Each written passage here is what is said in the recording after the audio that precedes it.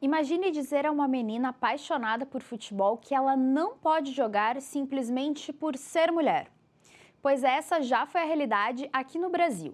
Em 1941, durante o governo de Getúlio Vargas, um decreto determinou que as mulheres não poderiam praticar esportes considerados incompatíveis com a sua natureza. O futebol estava entre eles. Mais de 2 décadas depois, em 1965, uma nova regulamentação durante o regime militar voltou a proibir oficialmente a modalidade. Só em 1983, o futebol feminino foi regulamentado no Brasil, permitindo a realização de competições, a organização de calendários e o fortalecimento da modalidade. Dá para acreditar? Agora a gente dá um salto no tempo e chega a 2027. Pela primeira vez na história, a Copa do Mundo Feminina será disputada na América do Sul. O Brasil será o país sede e Porto Alegre está entre as cidades que vão receber jogos do maior evento do futebol feminino do planeta. Em 2026, o sonho do Hexa da seleção masculina ficou pelo caminho, mas o futebol sempre oferece uma nova chance de fazer história. E o Faça a Diferença de hoje já entra no clima da Copa do Mundo Feminina de 2027 para contar como o Brasil saiu da proibição ao protagonismo e porque esse Mundial tem tudo para ser um marco dentro e fora dos gramados.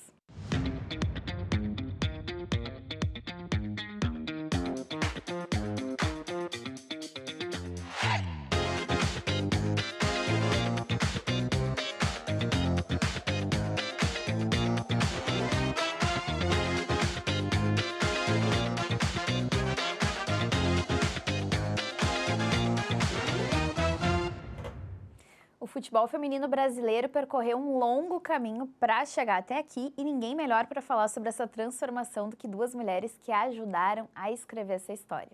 A gente recebe aqui no estúdio a Duda Luizelli, gestora de futebol e idealizadora da Escola da Duda, referência na formação de atletas e no desenvolvimento da modalidade no Brasil todo. E também a Karina Balestra, ex-atleta e diretora do Departamento Feminino do Sindicato dos Atletas Profissionais aqui do Rio Grande do Sul. Bem-vindas, gurias, prazer tê-las aqui. Bom, a gente vai falar de futebol, Copa do Mundo, a trajetória de vocês, que é super bonita, mas para iniciar, assim, a gente está no período da Copa, hoje a gente está gravando no domingo, hoje dia 17, no domingo vai ter a final da Copa masculina. O ano é clima de Copa, mas a gente já está de olho lá em 2027. Quando vocês souberam que o Brasil ia ser sede da Copa do Mundo Feminina, qual foi o sentimento de vocês, Duda? Poxa, é o sentimento de pertencimento, né? Porque eu acho que a minha vida inteira foi futebol feminino, desde que praticamente eu acordei, né? Então hoje eu diria que é a realização de um grande sonho, ter uma Copa do Mundo com estádios lotados, com uma seleção competitiva, porque o Brasil vai chegar forte nessa Copa do Mundo. E a certeza de que a gente, de uma forma ou de outra, a gente conseguiu construir esse caminho. E aí, Karina, como é que foi, assim, Brasil, Porto Alegre também, sede da Copa? Sim, muito feliz, né?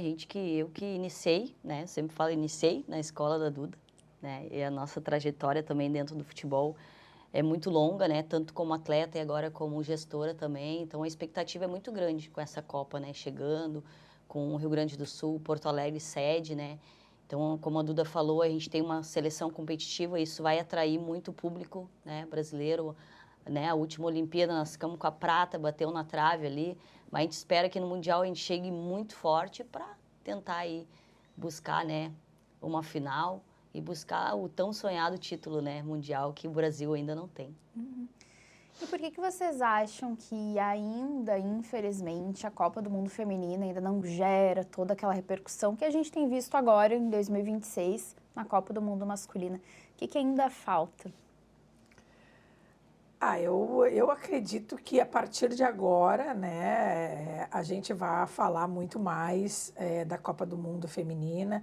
A gente tem aí TV Globo que comprou os direitos, né? Então eu acho que, querendo ou não, são grandes empresas que vêm aí para transformar a modalidade, eu diria assim, porque a gente não vai falar só de futebol feminino, a gente vai ter que contar a história de como é que aconteceu, como é que se chegou lá. Então tem todo um caminho a ser percorrido que precisa ser contado.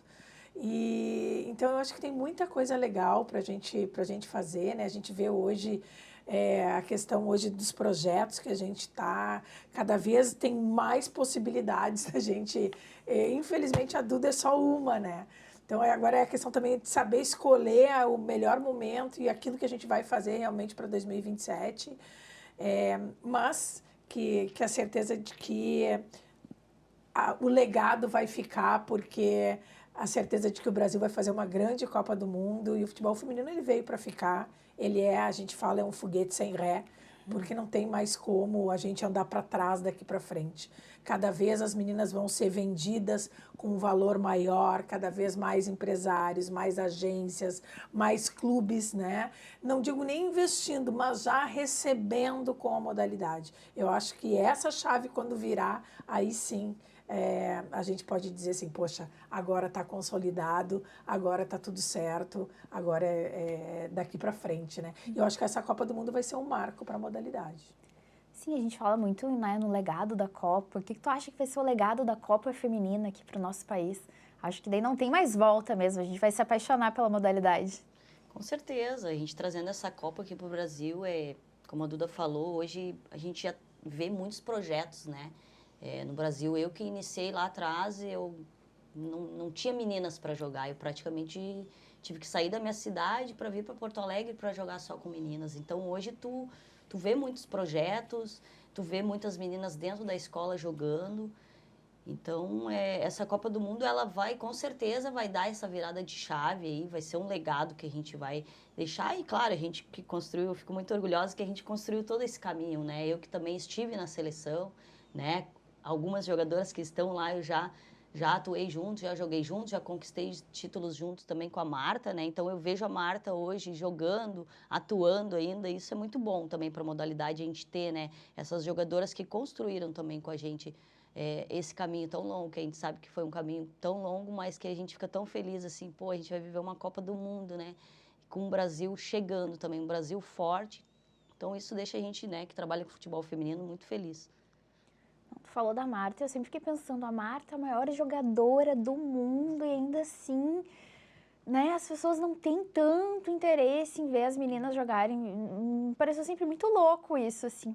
Pô, a gente tem a melhor do mundo aqui, nossa, vezes, né? 6 vezes. Como é que ela era, assim, dos bastidores? Conta uma fofoca. Eu cheguei na seleção, com 19 anos, em 2001, né? Vou entregar minha idade agora. Eu cheguei praticamente uma convocação antes da Marta chegar. Eu cheguei junto com a Cristiane. Minha primeira convocação foi junto, eu e a Cristiane. Que é outro nome Que é grandioso, outro nome, que ainda atua, né?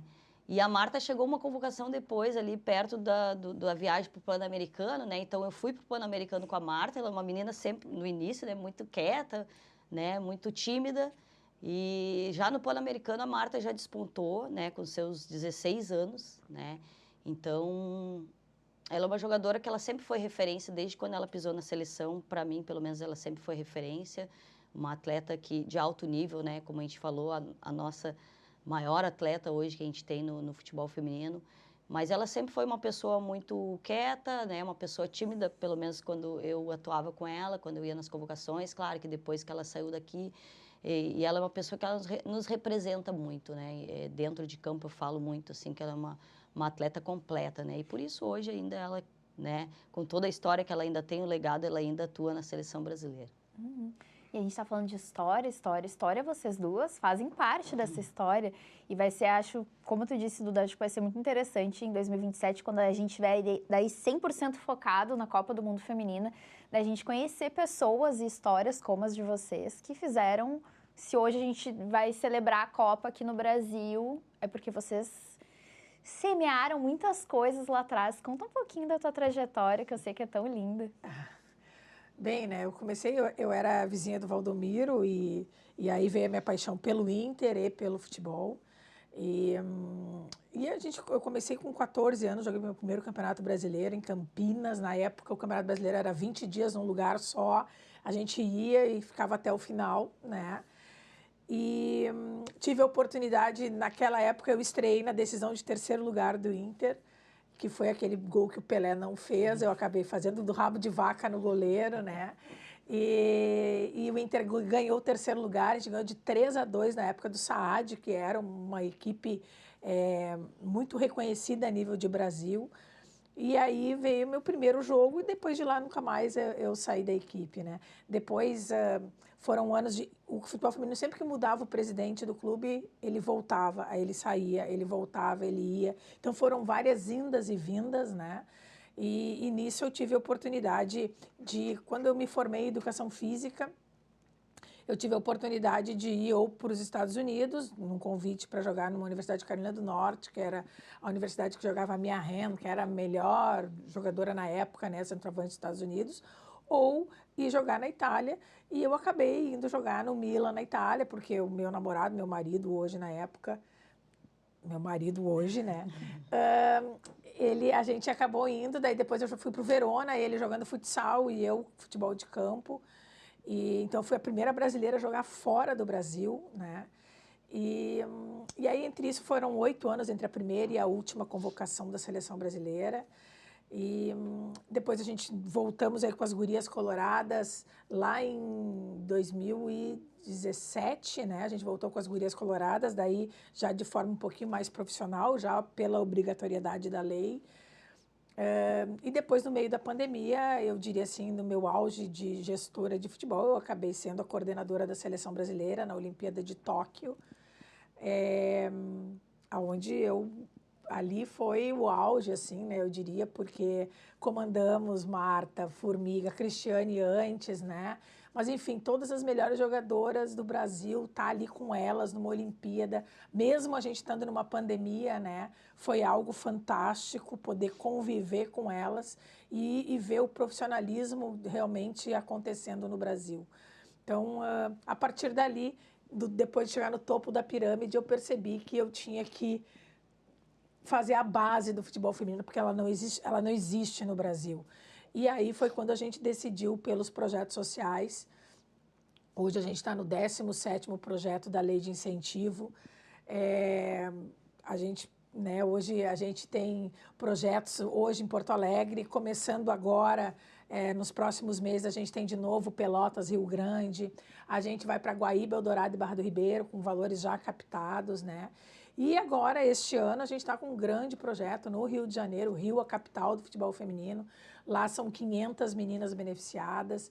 Então, enfim, a gente tem bastante coisa que está acontecendo daqui para frente.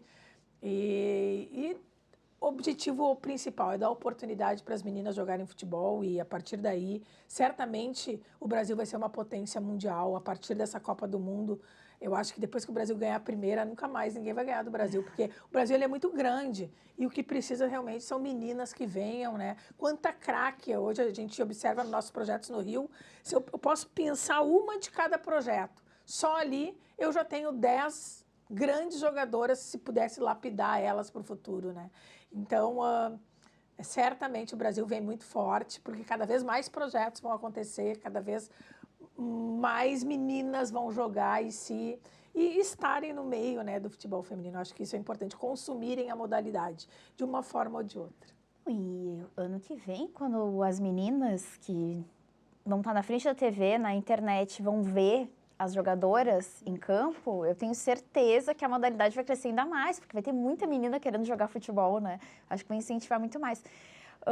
Quero também conhecer um pouco mais de ti, Karina, porque eu tenho certeza, a gente fala, a Duda deve ter sido uma referência para ti. Olha, a Duda, na verdade, ela foi a minha mentora, né? Acho que eu sempre, em todos os lugares que eu vou, em todas as entrevistas que eu dou, eu falo que a Duda foi a pessoa que mais acreditou em mim, junto com a minha família, né? Porque eu acho que a família é a base, quando tem uma família que te apoia, né? E te leva a acreditar que teu sonho pode virar realidade. E eu, esses dias, dei uma entrevista até pro pessoal da comunicação dela e eu contei a história, falei, eles podiam ficar, eu acho que eles ficaram 2 horas lá comigo me ouvindo. Eu tive uma carreira muito longa de atleta, só que eu peguei uma geração, infelizmente, eu tive que sair do Brasil para poder ser um pouco mais viver, valorizado, exatamente, e viver de futebol. Viver do futebol e ajudar minha família, enfim. Eu iniciei na escola da Duda. Iniciei na escola da Duda, eu cheguei na escola da Duda com 13 anos. Eu queria jogar numa escolinha onde tivesse só meninas, e na minha cidade não tinha. Então, a referência... Qual cidade? Cachoeirinha. Então, a referência que eu tinha era a Duda, né? Era a escola da Duda, que era dentro do Beira-Rio, né? Que era no Parque Gigante, na época. E eu me lembro que eu cheguei lá e me deparei com muitas meninas. Assim, eu acho que eu nunca tinha visto tantas meninas jogando futebol, nem na minha escola. E eu falei, só virei pro meu pai, é aqui que eu quero ficar, dar um jeito. E eu sabia que financeiramente, né, a família, a gente tinha umas dificuldades. Então, no primeiro treino, eu falo que a Duda chegou para mim e falou, olha, tu é diferenciada. Não, e deixa eu dar um detalhe. Ela chegou, na época, não sei se não é da tua época, certamente, ela chegou de topside. Não era tênis, era um sapatinho. Era um sapato. Não tinha tênis. E ela foi lá e no primeiro treino ela deu uns 3 chapelecos, assim, uns 3 chapeuzinhos na guria, assim, e fez um golaço, assim, na gaveta. Eu falei, meu Deus, essa guria aí, ela vai ser diferente, né? Então, a partir daí, bom, daí começou a história dela. E daí começou a minha história. E no início, todas as histórias têm muitas dificuldades, mas eu acreditava muito e todo mundo que me apoiava sempre falava, tu vai ser uma atleta profissional, é só tu querer.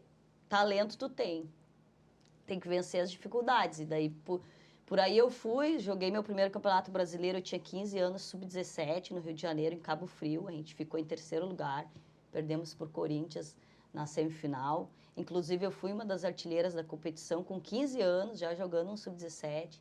A partir daí, começou a virar aquela chave de que eu precisava me preparar mesmo como atleta, né? Já acompanhava, como a Duda citou aqui, a Mia Hamm dos Estados Unidos, eu era muito fã da Mia Hamm.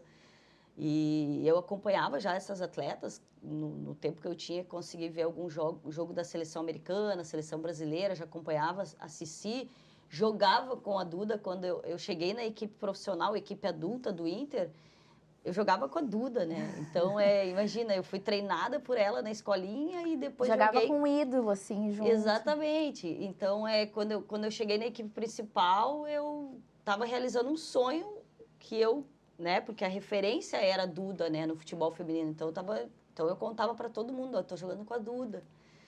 E daí entre isso veio várias histórias dentro do Inter, né? Inclusive, uma história que eu sempre conto, que meu pai foi o melhor empresário da minha vida. Porque ele assinou um contrato com o Grêmio no meio daquele turbilhão. E ele ganhou um dinheiro do Grêmio. E a Duda foi lá e fez eu assinar o contrato com o Inter. Ele também ganhou um dinheiro do Inter. Então, são histórias assim, sabe? E a Duda não queria que eu saísse do Inter, porque eu estava recém criando uma história dentro do Inter, eu já era uma referência também dentro do Inter, eu era uma das principais Mesmo jovem, já era uma referência. Mesmo com 17, já era uma referência, né? Já tinha... então, com 19 E a partir desse momento que aconteceu, o Inter, na época, ele pegou as 11 titulares e assinou carteira.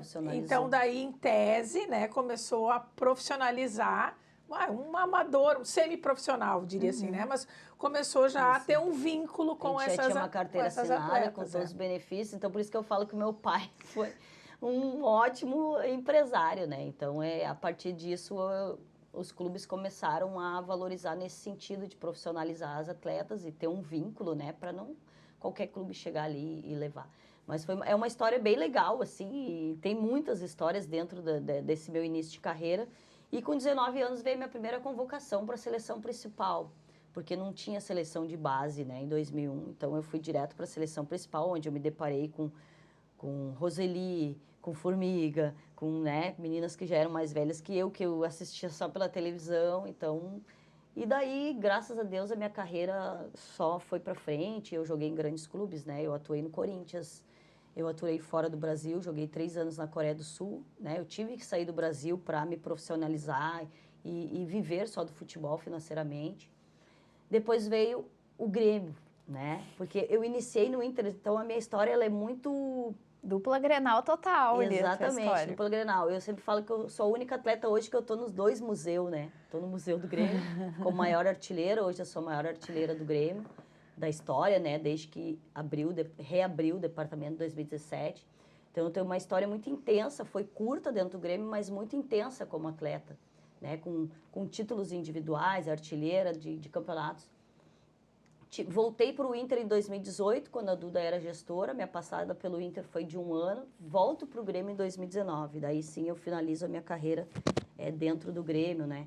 E depois, pós-carreira, né? Quando eu paro de jogar, eu parei de jogar em final de 2020. Recente, né? Recente. Fez 5 anos agora, no final do ano passado.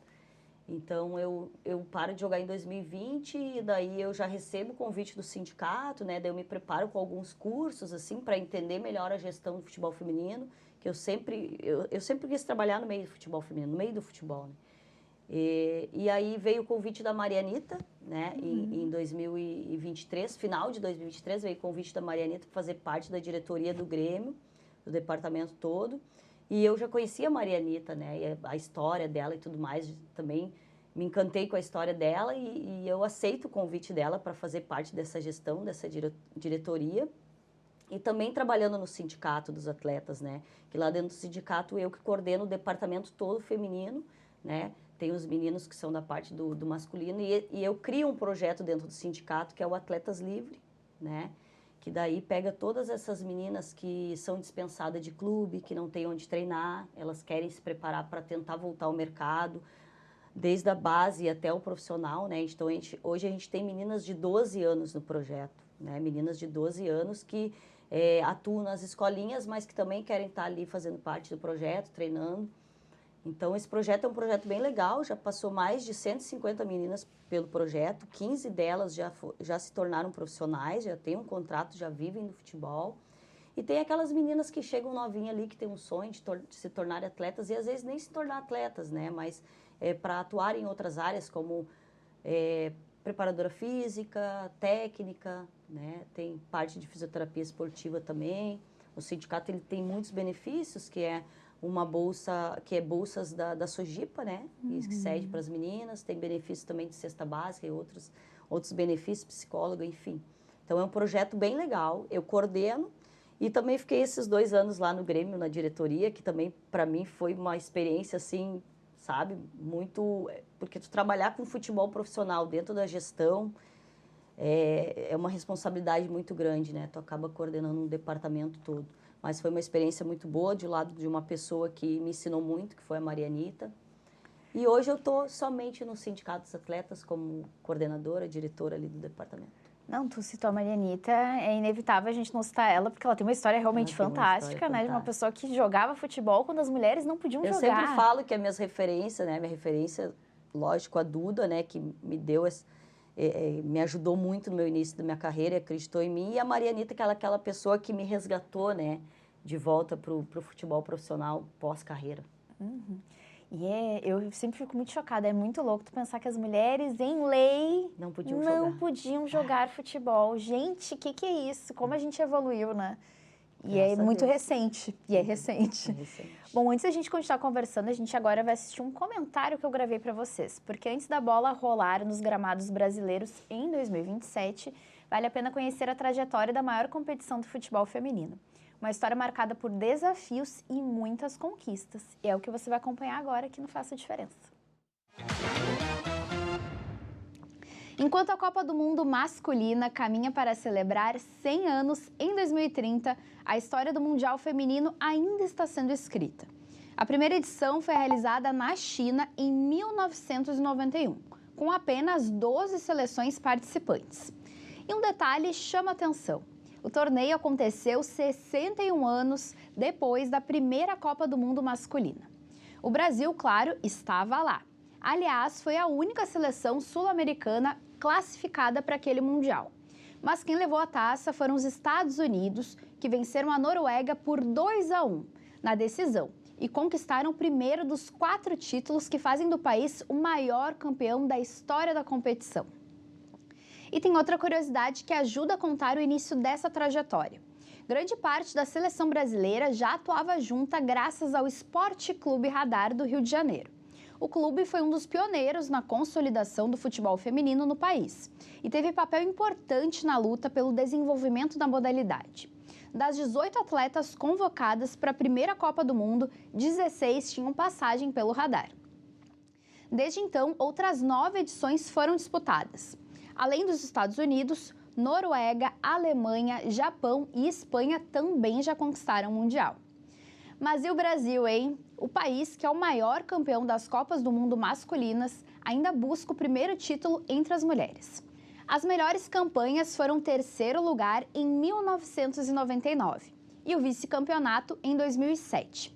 E essa história guarda algumas curiosidades. Na primeira edição, as partidas tinham apenas 80 minutos. Na época, havia quem acreditasse que as mulheres não teriam resistência para jogar os tradicionais 90 minutos. E a partir da Copa de 1995, os jogos passaram a ter duração que conhecemos hoje, 2 tempos de 45 minutos. E o torneio também cresceu. Em 2027, serão 32 seleções em busca da taça. E mesmo sem um título mundial, o Brasil já escreveu capítulos inesquecíveis nessa competição.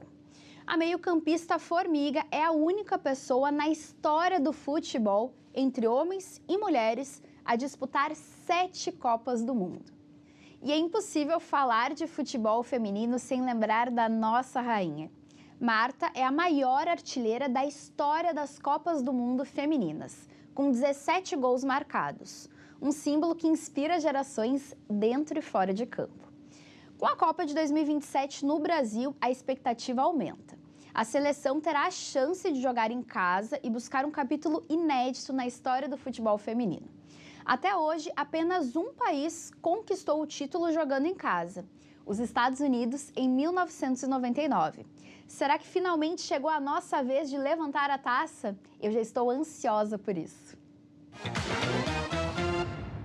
Seria legal, né? Copa do Mundo aqui e a gente também leva o título. O que é que tu acha, Duda? Eu acho que a torcida vai ser o nosso 12º jogador, a nossa 12ª jogadora, né? Agora a gente viu esses 2 amistosos que teve, que os Estados Unidos jogou, e o primeiro jogo, a treinadora dos Estados Unidos, que perdeu para o Brasil, falou, né, que para quem nunca tinha visto algo nesse sentido, assim, que atrapalhou a seleção americana, né? Então, imagina com um estádio lotado, valendo realmente, né? Eu acho que tem tudo. Eu acredito muito num grande resultado, né? E, obviamente, que a gente não tem só os Estados Unidos, né? A gente tem Espanha, França, a gente tem grandes potências que também estão evoluindo na modalidade, assim como o Brasil. Tá bom, a gente vai para uma breve pausa e volta na sequência com mais Faça a Diferença, falando sobre futebol feminino. A gente volta já.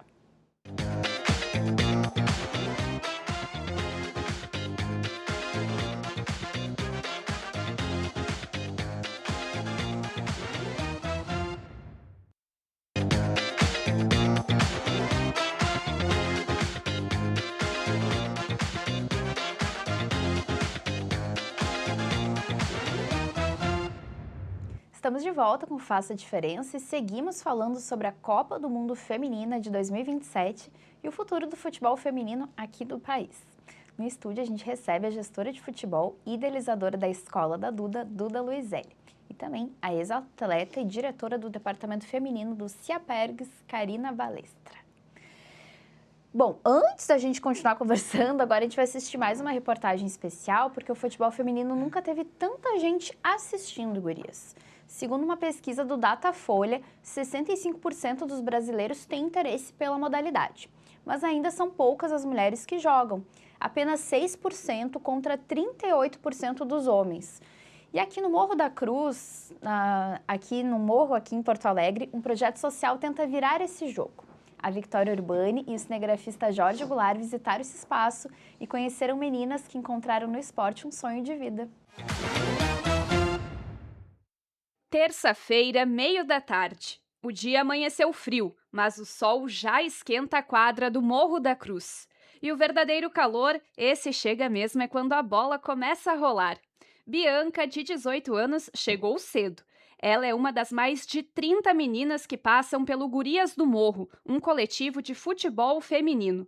Desde pequena, acompanhava os colegas de escola jogando, até que um dia decidiu entrar em campo também. Jogando futebol com os guris no colégio, onde só tinha eu de menina jogando, daí eu me destaquei no meio dos guris. Eu entro bem, entro forte, sinto feliz por estar entrando em um time, entrando em campo. e quero continuar assim com o futebol. Do outro lado do campo, Dani amarra a chuteira para entrar na partida. Está no coletivo desde o início do projeto, em 2024, porque já tem uma certeza: quer ser jogadora de futebol. Depois dali que eu comecei a me aperfeiçoar mais no futebol, eu vi que ali era a coisa que eu queria para minha vida. Me ensina a nunca desistir dos meus sonhos também, né? Porque várias pessoas também, eu falo para as pessoas, nunca desista do teu sonho, que, eu nunca desisti do meu sonho, mas futebol na minha vida é muito bom. As histórias de Bianca e Dani se repetem em outras meninas do Morro da Cruz. Além do sonho em comum, elas dividem algo que o futebol também ensina: a amizade. É muito bom poder estar ali ajudando as gurias e eu fico muito emocionada e nervosa ao mesmo tempo por saber que é uma coisa que eu gosto de fazer e eu tô ali no meio, sabe? Podendo ajudar e fazendo a coisa que eu mais gosto. Me ajudou a interagir mais com as pessoas, me levar para outros lugares, era difícil sair de casa, os amigos e tal. Uma embaixadinha atrás da outra. É assim que, treino após treino, essas meninas vão construindo um sonho. Mas fora daqui, esse caminho ainda esbarra em preconceito, falta de investimento e pouco espaço. E o que acontece aqui no Morro da Cruz é um retrato em miniatura do que vive o futebol feminino no Brasil. O futebol dentro da comunidade para a menina é raiz. Deveria ter mais incentivo. Não deveria ser um time, 2 times. Deveria ter em várias esquinas, vários campinhos. Mas a falta de estrutura dentro das comunidades que faz a gente regredir lá para trás. Porque a gente sabe que antigamente tinha campo de areia, de terra. Hoje não tem mais. A gente tem poucos lugares que possa fazer para elas e para os meninos também. Então eu acho que assim, quem vê essa reportagem deveria olhar, e mais para o governo também, né? Que a gente precisa de quadras, lugares de esporte. As meninas estão chegando agora, mas elas já estavam lá atrás esperando isso. Então, por que não valorizar agora campo para elas, cancha para elas? Porque não adianta eu querer montar um time de futebol e não ter espaço para levar elas. E a hora está bonita, mas ela é longe. Nem todas conseguem continuar. Cuidar dos irmãos, ajudar em casa, são rotinas que muitas vezes pesam mais do que a vontade de jogar. É um reflexo do paradoxo nacional. O futebol feminino nunca teve tanta gente assistindo, mas ainda tem pouca mulher jogando. Para Bianca e Dani, a Copa do Mundo de 2027, que o Brasil vai sediar com jogos também em Porto Alegre, ainda é um sonho distante. Mas aqui, a fé é o que faz a bola continuar em movimento. Vamos, gurias! Força! Fé, foco, missão, gurias! Fé! Toca!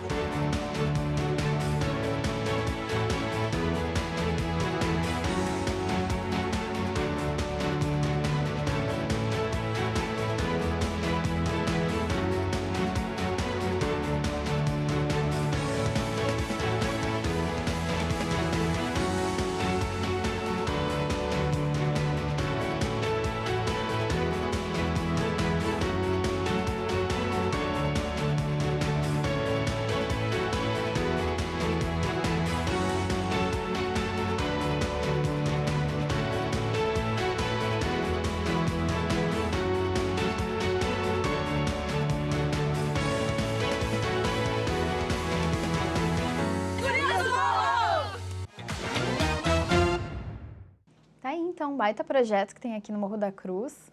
E jogo para ti, Duda, porque tu também, né, tem uma trajetória em projetos sociais, a importância desses projetos, desses espaços, porque eu acho que as meninas têm direito de sonhar, né?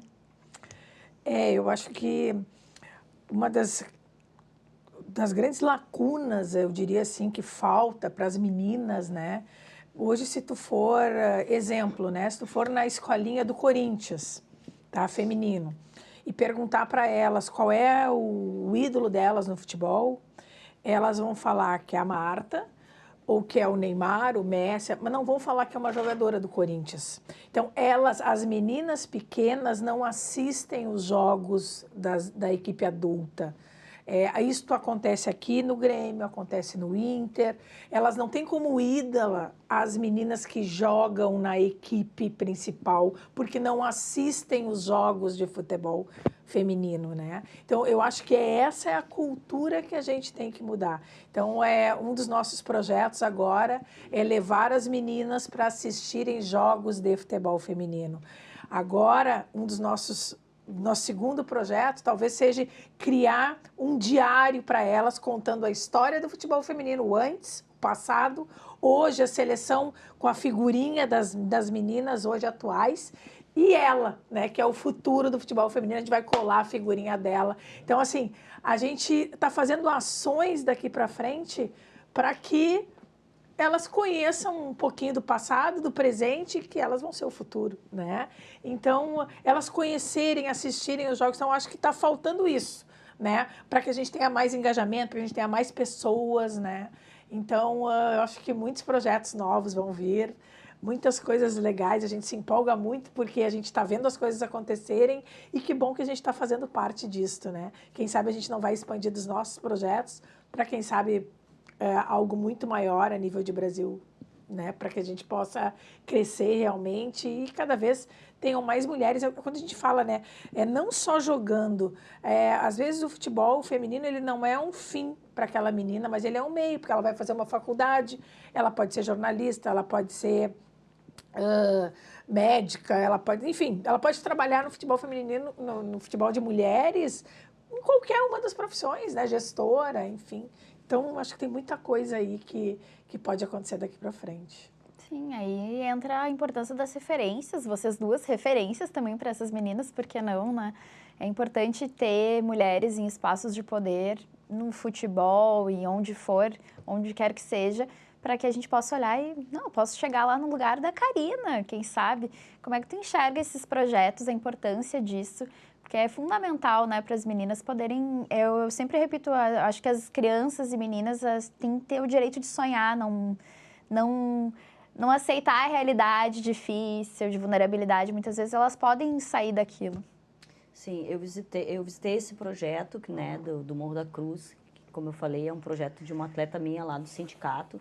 E eu me lembro que lá no início ela falou, eu tô fazendo um projeto lá no Morro da Cruz, eu tô me inspirando muito no que tu fala aqui pra gente, né, a cada treino que a gente tá aqui. Eu fiquei muito feliz de ouvir isso dela, sabe, porque ela é uma menina que ela é da comunidade e ela é uma menina que ela tentou jogar futebol, ela tentou seguir, né, e enfim, veio as dificuldades e ela acabou indo para essa parte mais de gestão, de criar projeto, e eu apoiei ela no início. E eu visito bastante projetos, né? Como eu trabalho no sindicato, o meu trabalho é visitar os projetos, visitar os clubes, né? Para saber como é que as meninas, qual é a estrutura que estão usando, quem são as pessoas que estão trabalhando com essas meninas.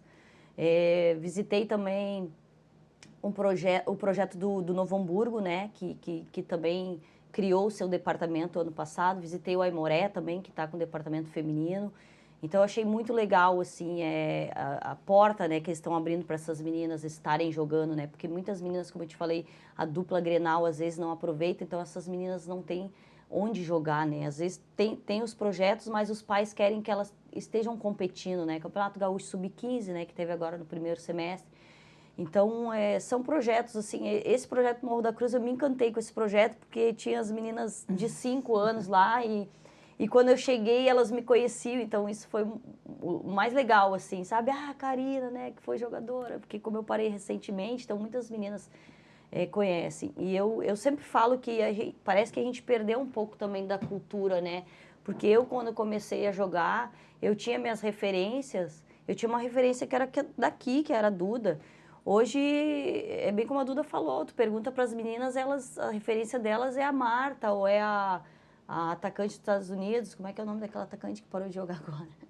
Que todo mundo fala dela, que ganhou o bebê, enfim, essa menina era uma referência para todas também, né, essa nova geração. Então, parece que a gente perdeu um pouco dessa cultura, assim, de falar que hoje, né, a gente tem uma referência aqui no Rio Grande do Sul, a gente tem uma referência no Inter, a gente tem uma jogadora no Grêmio, então a gente perdeu um pouco disso. A gente até ouve uma entrevista da Marta, assim, falando, quando eu comecei a jogar eu não tinha uma referência. Pô, a gente tinha a Cici, né? A Cici, antes da Marta, foi a maior camisa 10 do Brasil. Eu assisti a Cici jogar. Eu joguei contra a Cici, eu tinha 15 anos, a Cici já tinha 30 quando eu jogava. Mas foi, tipo, ela era a minha referência dentro do Brasil, né? Então, essa cultura, assim, que a gente tem que resgatar, sabe? Eu acredito que a gente já está no caminho certo, resgatando com esses projetos, com referências que nem a Duda à frente desses projetos. Daí eu vou fazer uma crítica à minha categoria dos jornalistas, que eu acho que também cabe um pouquinho a nós, dar espaço a histórias de mulheres que estejam no futebol e não só os homens, né, que fazem do futebol. Acaba que talvez as referências das crianças e das meninas sejam muito mais a Marta, porque a Marta é a pessoa que tem evidência há tantos anos, né? Mas cabe aos jornalistas, os colegas do jornal esportivo, a darem espaço para essas mulheres que fazem trabalhos muitas vezes invisibilizados, mas que têm o seu papel, a sua importância no futebol, né, Duda?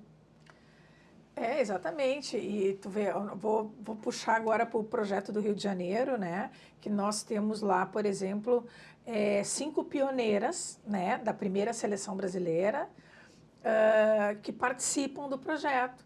Então, é um projeto todo incentivado pela Prefeitura do Rio de Janeiro, né? Pelo governo. Mas aqui no Rio Grande do Sul, a gente tenta, né? Uma hora a gente vai conseguir, né? A bola tá dentro da área, tá na trave ali, né? Só que espero que não seja lá um mês antes da Copa do Mundo, né? Porque daqui a pouco a gente podia fazer muito mais coisas, né? E às vezes, infelizmente, por uma questão política, a gente acaba não conseguindo, né? Mas sem problemas nenhum, tenho certeza que na hora da foto todo mundo vai aparecer. Interessante isso que tu fala. Bom, até eu vou trazer um dado que eu acho que a gente pode comentar, né? Anos após a regulamentação do futebol feminino, a CBF passou a exigir que os clubes que tivessem um time de futebol feminino.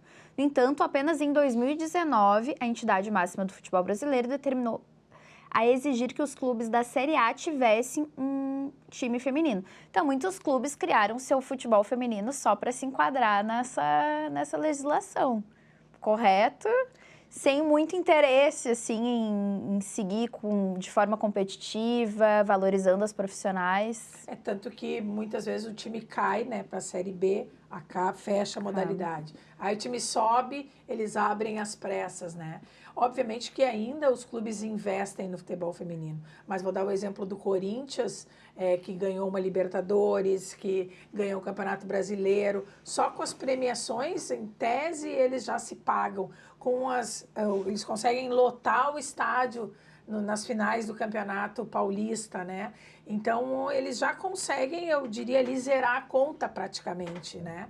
Então, acho que na hora que começarem a zerar a conta aqui também, né? Enchendo os estádios, né? A torcida indo assistir, comprando a modalidade, né? Porque eu acho que não é só tu ir assistir, é que nem nos Estados Unidos, tu vai ver um jogo de basquete, tu acaba saindo sempre com alguma coisa na mão, né? Aqui tu quer comprar daqui a pouco uma coisa gurias coloradas, né? Ou das mosqueteiras, tu vai lá, putz, não, tu entra na loja. Não vamos muito longe, vamos dar um exemplo do último Grenal que teve no Beira-Rio, Copa do Brasil, né? Não é uma crítica, na verdade é uma crítica construtiva, né? Eu fui no jogo, né? Fiquei na parte ali da torcida neutra, que eu falo. Uhum. E não tinha uma copa aberta para comprar uma água.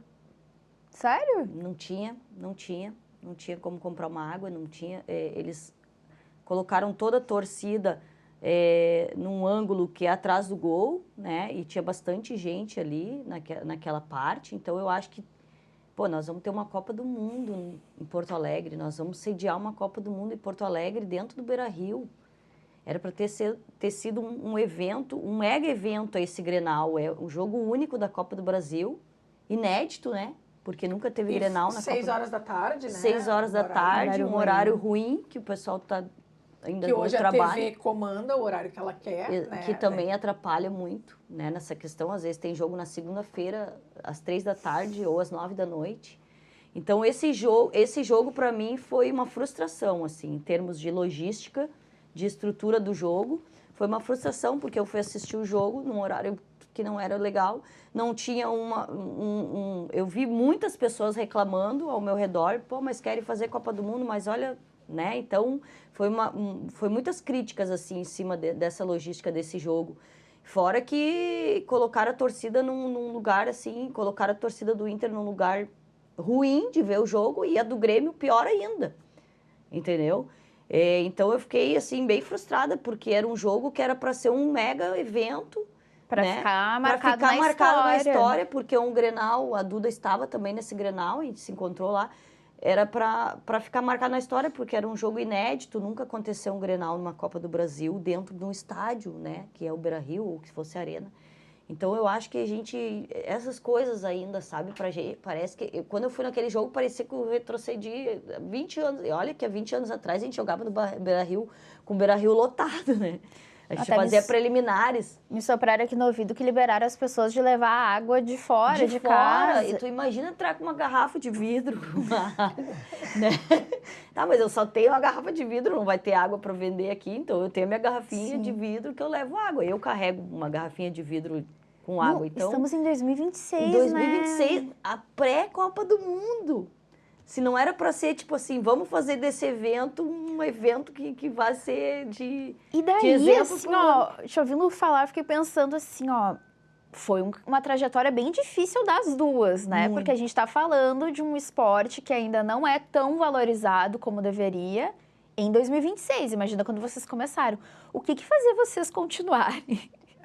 Eu Paixão. acho que na época era o amor pela modalidade, né? Porque a gente gostava de jogar, a gente não jogava por dinheiro. Quando a gente começou a jogar futebol, a gente jogava porque a gente gostava de jogar, né? E naquela época se jogava muitas preliminares, né? Me lembro de ter jogado na Boca do Lobo contra o Pelotas, mas preliminar, assim, a torcida do Inter lotada atrás do pavilhão, assim, eu ter feito um gol de pênalti, eu me lembro, e ter subido, assim, escalado a coisa com a torcida toda contra, assim, sabe? A diferença na época não existia redes sociais, né? Existia máquina de fotografia, né? Que inclusive tem uma história bem legal da Karina. Nós tínhamos uma atacante que era a Karina e a Maria. As duas eram muito iguais. Mas eu era mais bonita. Fisicamente, as duas usavam um cabelo, um rabo de cavalo assim comprido atrás. As duas eram muito parecidas. Fisicamente. As duas eram excelentes jogadoras, grandes jogadoras, né? Cansaram de cruzar a bola na minha cabeça para mim fazer a bola, fazer o gol. E aí, um dia o pai da Karina foi fazer umas fotos com a Polaroid dele, né? Porque era aquelas... uma câmera e falou, uma câmera de tirar foto, né? Foi lá, comprou o filme de 36, foi lá e pá, era no Beira-Rio, onde tinha o suplementar, né? Era um jogo. Ele foi lá e tirou uma foto, gastou todo o rolo de... Aí nós fomos olhar as fotos depois. Só tinha da Maria. Só tinha foto da Maria, não tinha nenhuma foto da Karina. Nós tivemos que dar todo o albinho na época para Maria, né? Maria. Então, enfim, só toco. Né? Por que só veio esse assunto na cabeça? Tu gosta dessa história, né? Mas é que veio esse assunto na minha cabeça por causa do que a gente estava falando. Não, mas é que eu acho que mostra muito, assim, o porquê continuar. Vocês se divertiam, olha aí, vocês estão dando risada. Como a Duda falou, a gente... Bom, eu joguei Grenal no Beira-Rio lotado, entendeu? Uma preliminar, assim... E a torcida ia para acompanhar antes. E como a Duda falou, essa história lá da Boca do Lobo, eu me lembro da Duda fazendo gol e subindo na grade. Então, e a torcida acompanhava, ia, gostava, sabe? Então, por isso que eu falei dessa história, desse Grenal, porque eu me lembrei dessa cena, assim, que em 2026 a gente está vivendo isso, sabe? Então, poderia ficar como tu disse, parece que a gente retrocedeu, né? Sim. Contando a história, não, é uma coisa antiga, não, é 2026. O que vocês esperam, então, a gente falando Copa do Mundo, que vai melhorar? Qual vai ser o futuro, assim, do futebol feminino, da modalidade? O que vocês esperam também, Duda? Eu acho que o que a gente espera é estádios lotados, né? Eu acho que a partir de... Ou pelo menos com uma quantidade boa assistindo os jogos das mulheres. Eu acho que isso é algo fundamental e que tem um entorno todo em volta. Mas que o clube compre a ideia, né? Desde a parte do marketing, tudo tem que vir junto, não é só o futebol feminino crescer, né? Eu acho que tem que vir toda a estrutura de um grande clube junto, assim, para que a modalidade cresça. Todo mundo tem que comprar ideia. A divulgação do jogo, do Grenal, já tinha que ter sido feita lá desde o início. Tenho certeza que nós botaríamos umas 10 mil pessoas para assistir um jogo no Beira-Rio daquela importância, divulgando talvez uma semana antes, enfim, né? Então, eu acho que o clube tem que querer a modalidade, né? Porque falta muito pouco para a gente virar a chave e, obviamente, fazer uma modalidade cada vez com menos custo para o clube. Eu acho que isso é o que todo mundo quer, né? Às vezes as pessoas se acomodam com aquilo que tem, mas também daí vai das pessoas que estão fazendo a gestão, né?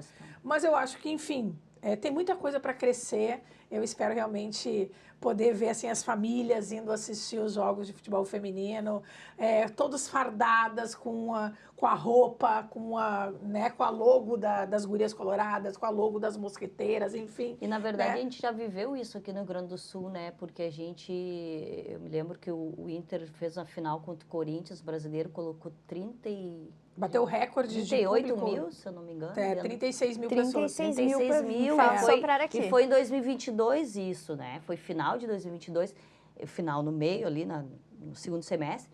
E no final do ano, na Arena, 20 mil pessoas no Grenal, na final do Gauchão, né? Então, a gente viveu isso já desses estádios lotados, entendeu? Então, por que a gente não conseguiu mais atingir isso? O que faltou...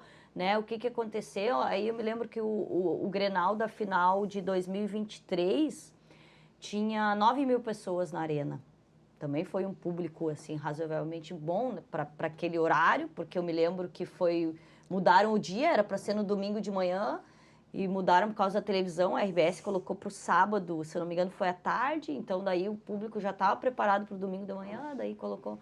Mas então eu acho que tem que ter essa, que nem eu falo do marketing, né? O marketing, né? A Duda falou, não foi divulgado, foi pouco divulgado, quase ninguém sabia. Tem meninas do meu projeto que nem sabia que ia ter o Grenal no Beira-Rio. Eu que avisava, eu que colocava nos grupos.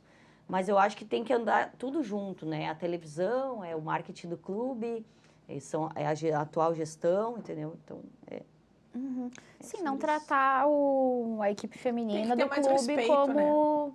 Né? Estou cumprindo aqui a regra, tenho as meninas ali, né? Mas o meu foco está no masculino, que é o que a gente observa. Vocês falaram algumas vezes do Corinthians, a gente pode dizer que o Corinthians é um dos clubes atualmente aqui do país que estão mais organizados no futebol feminino?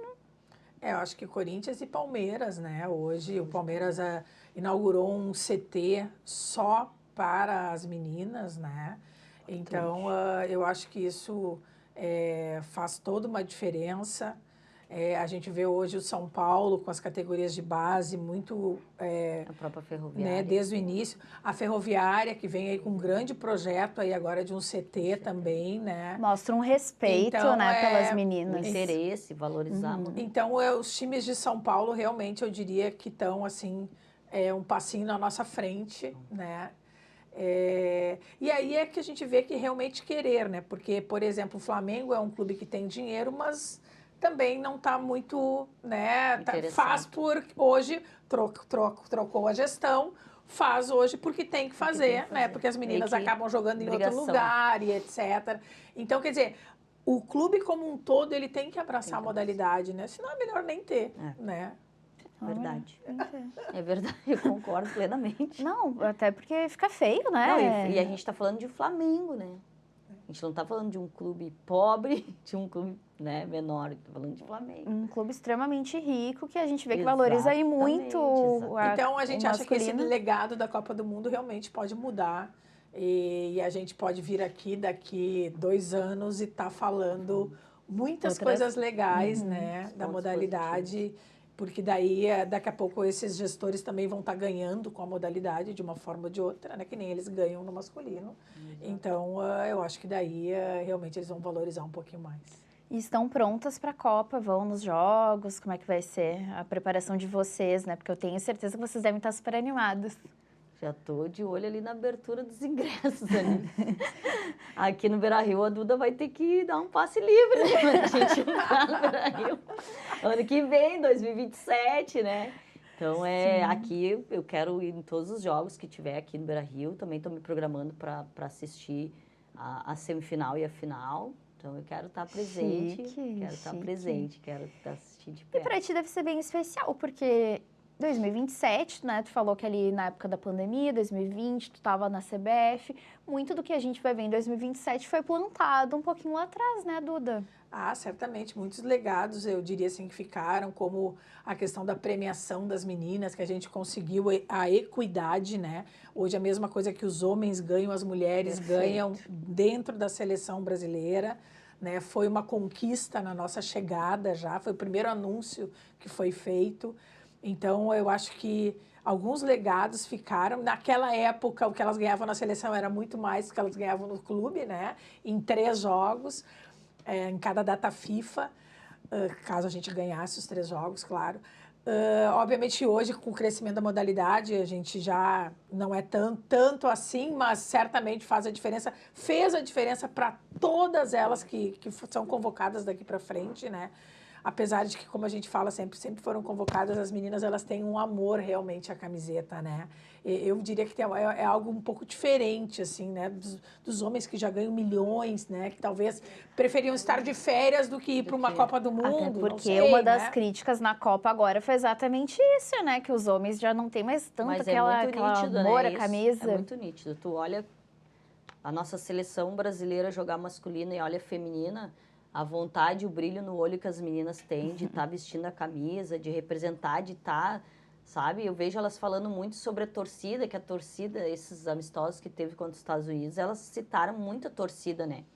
E tu não vê isso no masculino, eles dando entrevista e falando da torcida. Que a torcida apoiou, que se a torcida apoiasse, né? A gente não vê esse brilho no olho que a gente vê no futebol feminino. Isso eu falo num todo, não só de seleção brasileira, mas também dentro dos clubes. Sim. É porque eu acho que valoriza mais essa trajetória difícil, essas pessoas que vieram antes, né? Eu acho que quando tá lá em campo, não tá só por si mesmo, mas tá pela Duda, tá pela Karina, tá pela Marianita e todas as outras que passaram antes, né? Eu adorei conversar com vocês, muito obrigada. E quero, assim, uma mensagem final. Convido o pessoal para conhecer o teu projeto e depois a Karina também uma mensagem final. Contigo, Duda. Bem, eu convido que as meninas de Porto Alegre, né, que quiserem jogar futebol, né, vá até a Escola da Duda, a gente tem a partir de 6 anos, né. Hoje a gente tem na Cavalhada, Zona Sul, a gente tem na Zona Norte, na HD, a gente tem no Grêmio Náutico Gaúcho, que inclusive a gente foi campeão gaúcho, agora sub-13, no final de semana passado. Então, futsal, futsete, vem fazer uma aula experimental com a gente, certamente vocês vão gostar muito e a gente está esperando a todas. Isso aí. Karina, mensagem final, também convidando o pessoal para conhecer o sindicato. O sindicato, ele acontece todo sábado às 10 horas da manhã na RGM, né, que é o CT do Galato e do Groi, que é em Gravataí. Né, a gente tem ótimos profissionais lá da educação física, né, formados, dando treino para as meninas, colocando elas em atividades. Até ia falar para a Duda que tem umas meninas do projeto dela que treinam lá também. Isso é muito interessante, porque eu sempre falo para ela, quanto mais vocês jogarem, melhor. Né? A idade de vocês tem que jogar, tem que estar nos projetos. Então, é isso, é fazer cada vez mais as meninas gostarem de futebol, começando desde a escola, dentro da escola, até os projetos de Duda, de Karina, e por aí vai. Tá certo. Obrigada, gurias. Amei conversar com vocês. Muito obrigada também por tudo que vocês já fizeram pelo futebol feminino. E a gente vai ficar na torcida por todas as meninas em 2027. Muito obrigada mesmo. E obrigada a você que nos acompanha. Hoje a gente vai ficando por aqui. Lembrando sempre que você pode rever essa e outras edições do Faça a Diferença no canal do YouTube aqui da Assembleia. Nesse período eleitoral, um canal do YouTube diferente que você vê aqui na tela. Nos vemos na próxima semana, quando a gente traz outro assunto que pode fazer a diferença. Tchau!